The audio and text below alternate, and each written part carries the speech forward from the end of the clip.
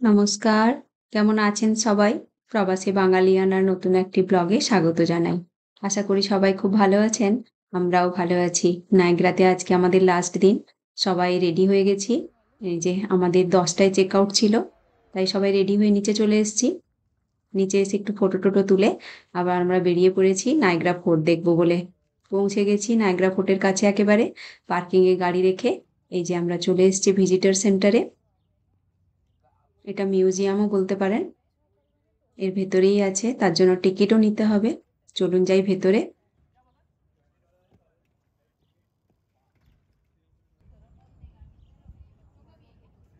এই মিউজিয়ামের বাইরে এরকম একটা ম্যাপও রাখা আছে। বোঝানো আছে কোন দিকে কি আছে। আর এখান থেকে টিকিট নিতে হবে। আর যেখানে টিকিট নিতে হচ্ছে আমাদের এর অপোজিটেই একটা শপ আছে এদের। সেখান থেকেও কিছু কেনাকাটি করতে পারেন। বই আছে অনেক। সবকিছুই আছে বলতে পারেন। ড্রেস, তারপরে ওই ফ্রিজ ম্যাগনেট ওইগুলো প্রচুর আছে দেখলাম। তো আমরা ফিরে আসার সময় দেখব, কারণ এই দিক দিয়েই আমাদের বেরোতে হবে। তারপরে আমরা ঢুকে গেলাম মিউজিয়ামে। এখানে একদম ফোর্টের মডেলটা রাখা আছে, সেটা দেখলাম। ওনাদের লোকও আছে, বুঝিয়ে দিচ্ছেন আমাদেরকে। এটা অভির হাত, ও খুব ইন্টারেস্ট নিয়ে দেখছে এগুলো। আর ও ভালোবাসে, আর ও পড়তেও চাইছে এগুলো, কিন্তু এত পড়ার সময় নেই আমাদের, কারণ প্রচুর লেখা আছে। এত পড়তে গেলে অনেকটা টাইম চলে যাবে। আজকেই আমাদের বিকেলবেলার ফ্লাইট আছে, তাই এটা দেখে আমরা খাওয়া দাওয়া করে সোজা এয়ারপোর্ট চলে যাব। তাই জন্য একটু তাড়াহুড়ো করেই দেখতে হচ্ছে বলতে পারেন।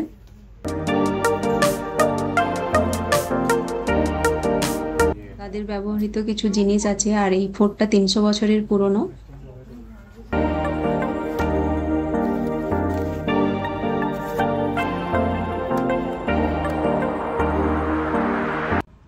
এই প্রাণীটারই যে চামড়াটা, এটাই মেন বিজনেস ছিল এদের। এটা থেকেই যা কিছু তৈরি হতো, ড্রেস, টুপি, ব্যাগ, এগুলো তৈরি হতো।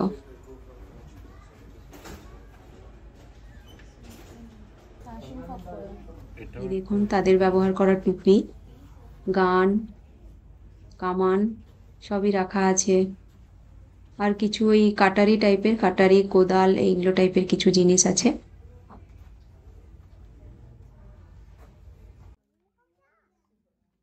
এগুলো লেখা আছে হাউস হোল্ড থিংস।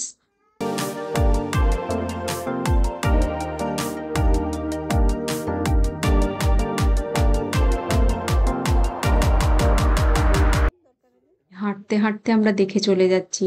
দাঁড়িয়ে দেখার মতো সময় নেই, কারণ আরো ফোর্টের অনেক কিছু দেখার বাকি আছে। এগুলো ওই মাছ ধরার কাঁটাগুলো। আর এটা হচ্ছে হরিণের জটা লেখা আছে।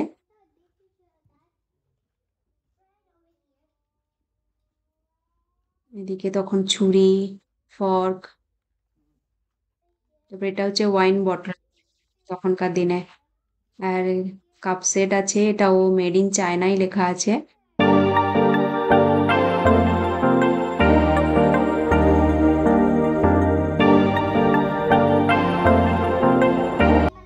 লোয়ারগুলো, গানগুলো দেখুন কত পুরনো, কিন্তু এখনো সুন্দর আছে।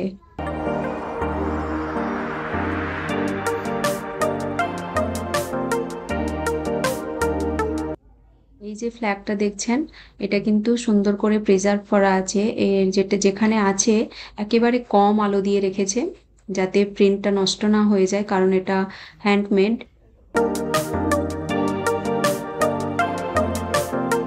কারণ বেশি লাইট পড়লে এটা নষ্ট হয়ে যাবে, তাই এটাকে এইভাবে সেভ করে রেখেছে এরা।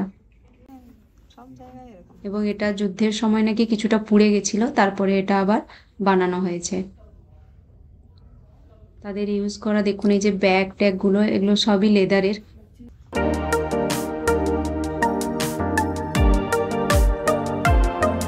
আর এখানে যে ফটোগুলো দেওয়া আছে তখনকার দিনে ভারপ্রাপ্ত সব সোলজারদের ফটো, কিংবা ক্যাসেলের যারা দায়িত্বে থাকতেন তাদেরও কিছু ফটো দেওয়া আছে। এটা দেখার পরে আমরা চলে যাচ্ছি, একটা ওরিয়েন্টেশন হয় এখানে 16 মিনিটের। ওটা দেখলে আমরা ফোর্ট সম্পর্কে অনেক কিছু জানতে পারবো। এই যে শুরু হয়ে গেছে, আপনারাও শুনুন।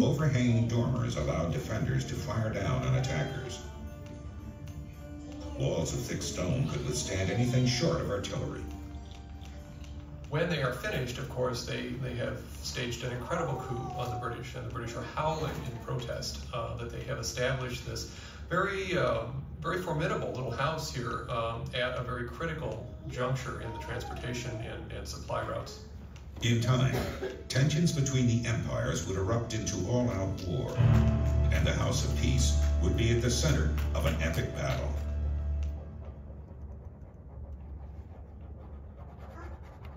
Form the fort. For the rest of the 18th century, British forces centered at Niagara controlled access to the Great Lakes. With forts running from Nova Scotia to northern Michigan, they exerted their dominance over the region. ওরিয়েন্টেশনটা দেখে আমরা বেরিয়ে চলে এলাম। এবারে আমরা ফোর্টের দিকে যাচ্ছি, আর ওনাদের একজন গাইডও আমাদের সঙ্গে আছে। উনি সব বুঝিয়ে দিচ্ছেন আমাদেরকে। সামনে লক্ষ্য করলে বুঝতে পারবেন একটা নিচের দিকে দেখুন প্রাচীরের মতো করা আছে, চারদিকে করা আছে, আর ল্যান্ডস্কেপিংটা কিন্তু এরকম উঁচু নিচু।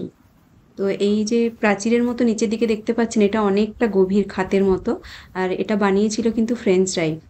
নেটিভ আমেরিকানদের হাত থেকে ক্যাসেলকে বাঁচানোর জন্য এটা বানানো হয়েছিল। এটা হচ্ছে নাইগ্রা রিভার, এটা গিয়ে পড়ছে লেক অন্টারিওতে, সেটাও আমি দেখাচ্ছি একদম পাশেই, ক্যাসেলের পেছনেই লেক অন্টারিও।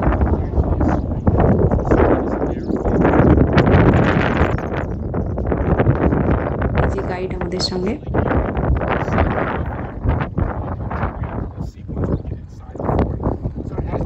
এটা হচ্ছে ফার্স্ট গেট ফোর্টের, আর ওইদিকে একদম রিভারের ওই পাশটাতে লাইট হাউস আছে, অনেক কিছু আছে ওই পাশেও, কিন্তু সে পাশে যাওয়া সম্ভব নয়। এই দেখুন, এটা হচ্ছে ফার্স্ট গেট। এই ফার্স্ট গেটের নাম হচ্ছে দ্য গেট অফ 5 নেশনস। এটা তৈরি হয়েছিল 1756 to 1805। তারপরে এটা আবার রিবিল্ড হয়েছে 1931-এ। আর ফার্স্ট গেটটা কিন্তু আগে উডেনেরই ছিল। এটা হচ্ছে সেকেন্ড গেট, এটাও ব্রিটিশরা বানিয়েছে। এর সেকেন্ড ফ্লোরও আছে, আর সেকেন্ড ফ্লোরে গার্ড রুম আছে। এখানে দেখুন কতগুলো পুরনো কামান পড়ে আছে।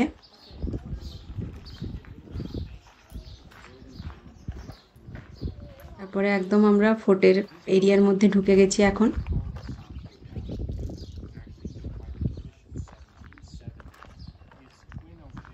ওই সামনে হচ্ছে মেন ফোর্ট।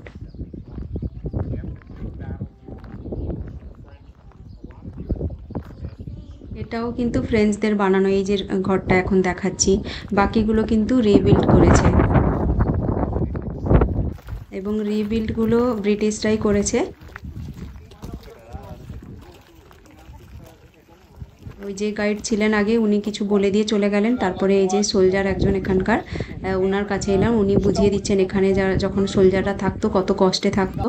আর যারা রয়্যাল সোলজার ছিল তাদের জন্য এরকম ড্রেস ছিল, রেড কালারের জ্যাকেট আর ব্লু কালারের বর্ডার ছিল কাপগুলোতে। তখন কিভাবে গান পাউডার ইউজ হতো, কিভাবে রিফিল করতো, সেগুলো দেখাচ্ছে, এবং আমাদেরকে ফায়ার করেও দেখাবে।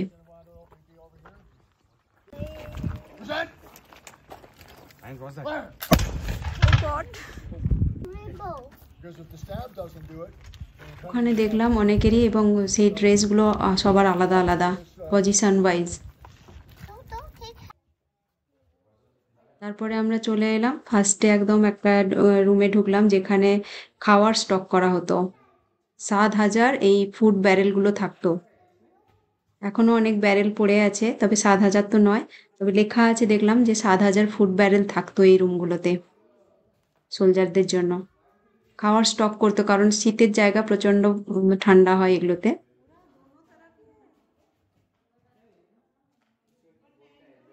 আর রুমটা একদম অদ্ভুত রকম, জানেন, ভেতরে ঢুকে যেতে মনে হচ্ছে এসি চলছে, এত ঠান্ডা রুমের ভেতরটা। তারপরে আমরা যেটা বলছিলাম যে ফ্রেঞ্চদের বানানো আর একটা ঘর, সেটার দিকে চলে এলাম। সেটাতেও এরকম একটা মডেল রাখা আছে, কিছু ব্যারেল রাখা আছে, আর ম্যাপ রাখা আছে অনেক বড় করে। যে 4টা লেক এদের অধীনে ছিল সেগুলোও দেখাচ্ছে। ওই দেখুন ওপরে ওই লেকগুলো।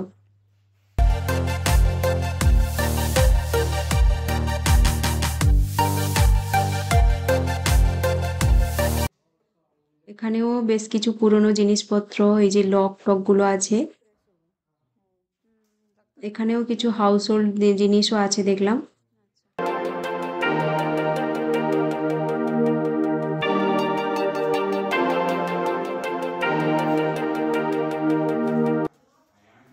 আর এখানে দেখলাম প্রত্যেকটা ঘরে কিন্তু এই ফায়ার প্লেসটা করা আছে, কারণ ঠান্ডার জায়গা বলেই হয়তো করা আছে।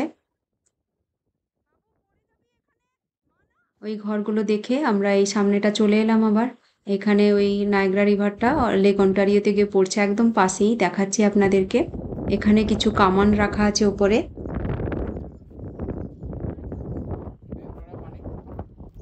এটাও ব্রিটিশরাই বানিয়েছিল।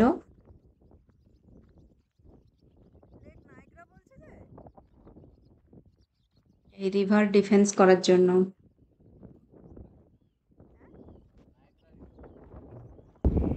তারপরে আমরা চলে এলাম মেন ফোর্টে। এইটা হচ্ছে ফ্রেঞ্চদের মেন ক্যাসেল। এটা সামনে থেকে দেখতে ক্যাসেলের মতো নয়, এই কারণেই যাতে নেটিভ আমেরিকানদের বুঝতে না দেওয়া হয় যে এটা ক্যাসেল। এটা সাধারণ হাউসের মতোই বানানো। এবারে ভেতরে ঢুকছি। এই দেখুন, যেটা আমরা ওই ওরিয়েন্টেশনে দেখছিলাম না ফার্স্টে, একদম ভেতরে ঢুকেই ফার্স্টে এই কুয়াটা আছে, অনেক গভীর। তারপরে এই যে রাইট হ্যান্ড সাইডে এদের যে ট্রেড ছিল, বিজনেসটা ছিল এই চামড়ার, এখানে অডিওর ব্যবস্থা আছে, অডিও চালিয়ে আপনি শুনে নিতে পারেন সব কিছু। From 1726 until the mid-1740s, the castle, surrounded by a small wooden stockade, was the only... এই জন্যই এই ক্যাসেলটা বানানো হয়েছিল এই বিজনেসের জন্য। এদের এই দেখুন এই স্কিনগুলো তো আছে, ফেব্রিক আছে অনেক রকমের, তারপরে বিটস আছে আর জুয়েলারিও আছে। এগুলো সবই বিজনেস হতো। আর ওদের ইউজ করা বোটও আছে, ওই বোটের কিন্তু মিউজিয়ামে ফটোও রাখা আছে, এখনো বোটটা ভালো আছে।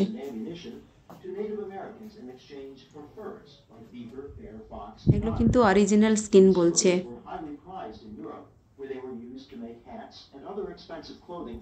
এগুলো ভিজিটরদের দেখার জন্য এরকম সামনে কিছু ডিসপ্লে করে রেখেছে। but also for alliances with Native American nations. Trade at Niagara was not profitable, but maintaining strong influence and good relations with Native allies. ওই রুমটা থেকে বেরিয়ে আমরা এই রুমটাতে চলে এলাম। এটাতে দেখুন একটা বড় খাটের মতো করা আছে, এখানে মনে হচ্ছে সোলজাররা থাকতো, কারণ সব রুমে অডিওর ব্যবস্থা করা নেই। ফার্স্ট ফ্লোরে ওই ট্রেড রুমটাতে, মানে যেখানে বিজনেসের জিনিসপত্র রাখা আছে, ওই রুমটাতেই অডিও আছে। সেকেন্ড ফ্লোরেও একটা আছে। আর এই দেখুন এই কুয়াটা, এই কুয়াটা দেখেই কিন্তু নেটিভ আমেরিকানরা বুঝতে পেরেছিল যে ফ্রেঞ্চরা ক্যাসেলই বানাচ্ছে, কোনো পিস হল নয়। কারণ ওরা যখন প্রথমে বানাবে বলে আমেরিকানদের কাছ থেকে পারমিশন চেয়েছিল, ওরা পিস হল বানাবে বলেই পারমিশন নিয়েছিল। তারপরে চলে এলাম এইখানে, এটা মনে হচ্ছে ডাইনিং রুম। এই দেখুন প্রত্যেক রুমে কিন্তু ফায়ার প্লেস করা আছে, কারণ প্রচুর ঠান্ডার জায়গা। আর এটা মনে হচ্ছে ডাইনিং রুম ছিল, কারণ অনেক বড় ডাইনিং টেবিল রাখা আছে। এগুলো কিন্তু সব অরিজিনাল তখনকার দিনে।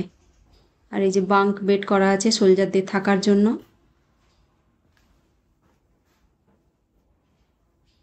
বড় বড় সিন্দুক আছে। এখানেও মনে হচ্ছে ফুড স্টোর হতো, এই ব্যারেলগুলো আছে। রুমগুলো কিন্তু খুব একটা বড় নয়।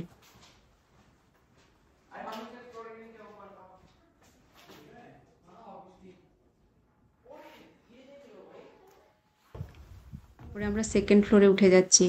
এই ক্যাসেলের ভেতরে কিন্তু রেস্ট রুমের ব্যবস্থা আছে, পরিষ্কার পরিচ্ছন্ন একেবারে ইউজ করতে পারেন। সেকেন্ড ফ্লোরে এসে একদম লেফট হ্যান্ড সাইডে চার্চ আছে।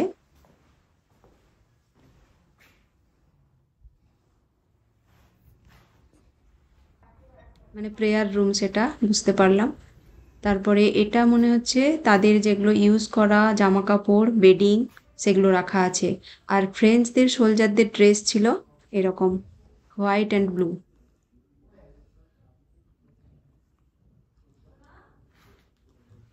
তাদের ক্যাপও রাখা আছে, এই দেখুন তাদের এরকম ড্রেস ছিল।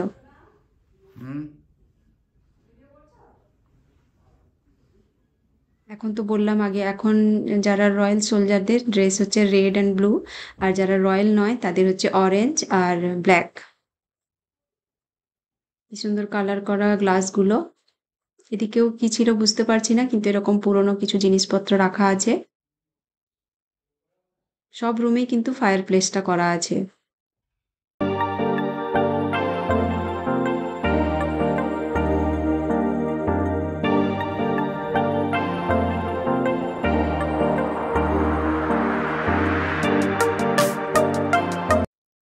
সেকেন্ড ফ্লোরটা সোলজারদের থাকার জন্য।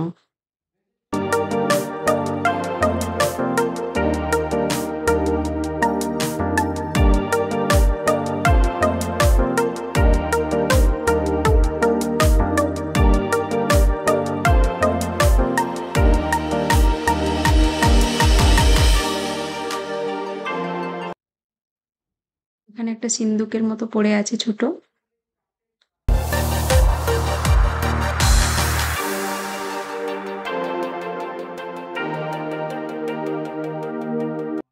প্রচুর কাঠের ব্যবহার এই ক্যাসেলগুলোতে।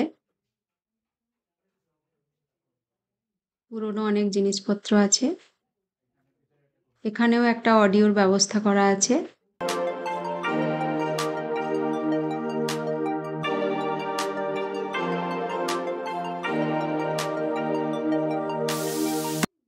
এখানেও দেখুন তাদের এই ড্রেসটা এখনো ঝোলানো আছে।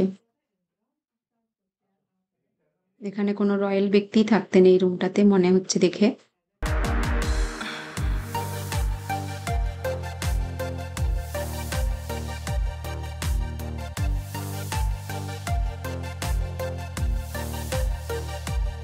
তারপরে আমরা বেরিয়ে যাচ্ছি। সেকেন্ড ফ্লোরে আমাদের দেখা হয়ে গেল, এটা থেকেই শুরু করেছিলাম প্রেয়ার রুম থেকে। তারপরে একদম টপ ফ্লোরে উঠে এলাম আমরা।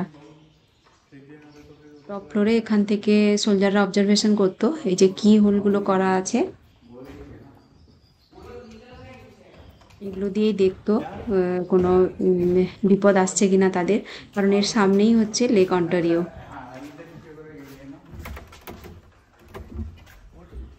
জাস্ট ফোর্টের পেছনেই লেক অন্টারিও।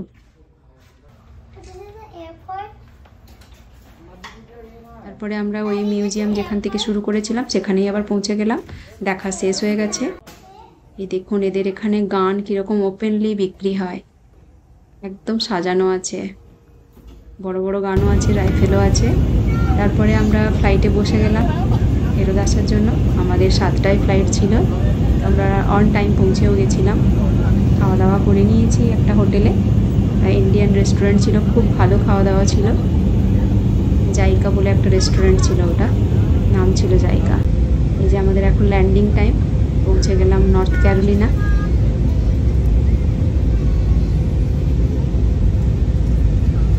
এটা হচ্ছে না, এটা সরি, এটা নায়াগ্রা, এটা হচ্ছে লেক অন্টারিও। এটার পেছনে এই যে আমরা দাঁড়িয়ে আছি, আমাদের পেছনে লেক অন্টারিও। আজকের ব্লগটা এই পর্যন্তই। খুব ভালো থাকবেন সবাই। কেমন হয়েছে জানাবেন আমার ব্লগটা। দেখা হচ্ছে পরের ভিডিওতে। টাটা।